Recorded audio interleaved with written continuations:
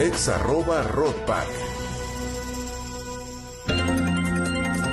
Son las 8:19 en el tiempo del centro. Ya estamos de vuelta en la primera emisión y ahora vamos con Rodrigo Pacheco y lo más relevante de la economía, negocios y finanzas en esta mañana de martes. Rodrigo, buen día. Buen día, Pascal, con mucho gusto de saludarte desde Chihuahua, desde tu tierra, y bueno, con mucha información. Estoy transmitiendo esta mañana desde las instalaciones de Grupo Bafar. Estuvimos más temprano con Fibra Nova, que digamos se deriva de Bafar, y sobre todo, Pascal, bueno, pues las fibras que lo que me contaba Guillermo, que es su director general, pues es el dinamismo que hay, sobre todo, y que se mantiene a pesar de los grados de incertidumbre en la economía, pues con los Estados Unidos. Y eso tiene que ver con los datos que publica esta mañana el INEGI, Pascal, en cuanto a las exportaciones por estado. El primer lugar en las exportaciones es donde estoy, acá en Chihuahua. Se representa casi el 18% de las exportaciones, pero lo más interesante, Pascal, es que crecieron 43%, es enorme.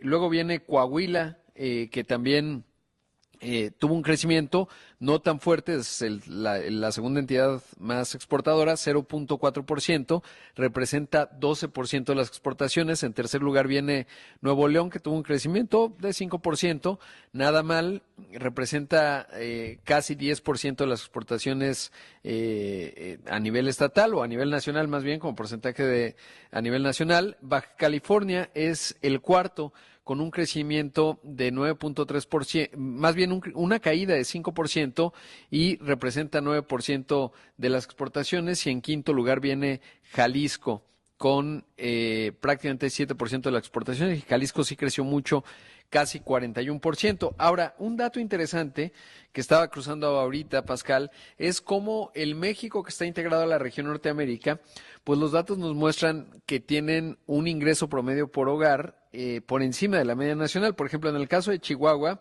es 18% por encima de la media nacional. En el caso de Coahuila, 12% por encima de la media nacional. Nuevo León, que es el estado más próspero, estamos hablando de 50% por encima de la media nacional. Baja California, 29% por encima de la media nacional, y Jalisco 11% por encima de la media nacional. Ahí habrá que agregar, Pascal, la Ciudad de México, por ejemplo, que no es exportadora necesariamente, pero bueno, pues que sí es próspera. Y luego si vemos, por ejemplo, los estados que participan muy poco, o los tres que tienen menores ingresos promedio por hogar, pues estamos hablando de Chiapas, que apenas representa el 0.3% de lo que exportó México en el segundo trimestre, Oaxaca 0.2% y Guerrero 0.2%. Y agregaría un tercer dato, Pascal, cuando vemos la encuesta de ocupación y empleo del INEGI, ayer se publicaron los datos de agosto, y vemos el nivel de formalidad e informalidad laboral, pues vamos a encontrar que un estado como el que me encuentro, Chihuahua, pues tiene niveles muy por debajo de la media nacional. Estamos hablando de el orden de 35%, lo mismo ocurre en Coahuila, Nuevo León, Baja California y Jalisco, mientras que en Chiapas, Oaxaca y Guerrero estamos hablando casi, que te diría 70, casi 80% de sector informal laboral. ¿Cómo podemos conectar los puntos, Pascal? Pues es evidente que la parte de México que está más integrada a la plataforma de exportación e integración con los Estados Unidos, pues evidentemente tiene menores niveles de informalidad laboral y mayor prosperidad. ¿Por qué? Pues porque tienes muchas empresas ancla, como en la que me encuentro, Bafar, que evidentemente pues necesita proveedores formales, eso genera empleos bien pagados, etcétera, un círculo virtuoso. Y por eso, Pascal, creo que es fundamental no solo concentrarnos en la región Norteamérica en términos de la exportación, sino también cuál es la estrategia para ir formalizando el empleo, porque como dice el presidente de la Coparmex, lo que demuestran los datos de la encuesta ingreso-gasto es que la mejor política social es un empleo formal. Entonces, Sí, bueno, pues ahí dejo la reflexión cruzando los datos. Y Pascal. creo que también valdría la pena pues recordar que desde el movimiento gobernante, pues a veces hay descalificaciones al tipo de empresas que participan en las exportaciones y que están integradas a la región norteamericana, diciendo que son pues salarios muy malos, pero aquí estamos viendo, yo no sé, no voy a calificar los salarios, lo que voy a decir es que más vale un empleo formal en una empresa integrada en la región Norteamérica que un trabajo informal en un estado no integrado a la región Norteamérica.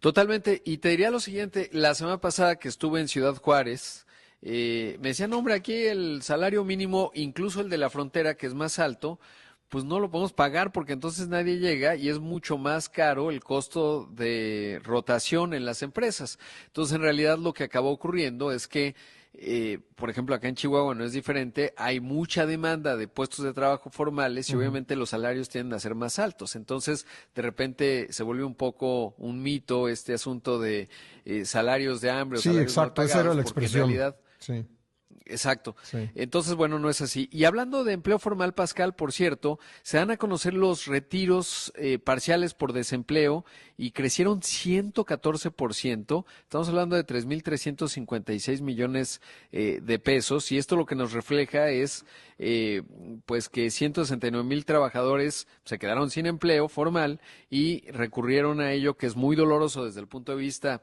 de cómo lastimas tu retiro, tu ahorro para el retiro, pero pues te demuestra que no lo estamos logrando en cuanto al empleo formal en México con datos de agosto y bueno, pues el desafío y por eso me parece que en el Plan México tendría que tener un específico muy grandote cuáles son las estrategias para ir formalizando a la economía mexicana en términos de los incentivos, porque no es un tema de pagar impuestos, es un tema de inclusión financiera, por un lado, para que pueda haber créditos, y por otro lado, pues cómo logras que esos trabajadores se vayan integrando.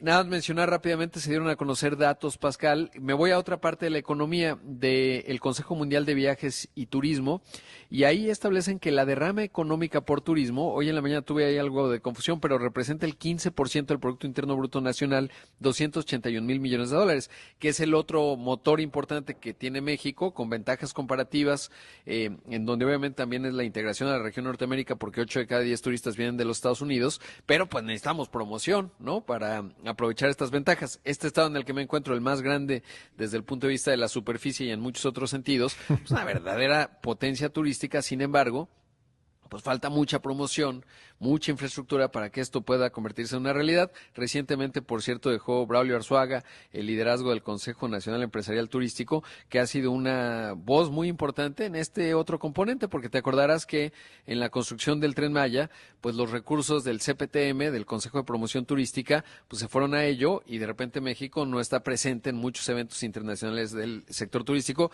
que es tan positivo, sobre todo cuando estamos ante un escenario de alta automatización.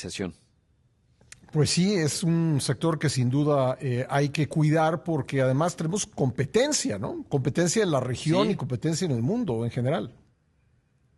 sí, totalmente. Y ahí siempre me ha llamado la atención el caso de Turquía, cómo ha logrado transformar su Sí. sector turístico en las últimas 2 décadas. Es extraordinario. Tuve la Y tiene una oportunidad de gran ir y la verdad es que promoción lo hacen Turquía, ¿eh? gran He promoción visto Turquía. sus anuncios en la televisión internacional y es fantástico, fantástica la manera en que se promueve. Gracias, Rodrigo. Gracias, Pascal. Nos vemos al rato y te Gracias. cuento de la inteligencia artificial.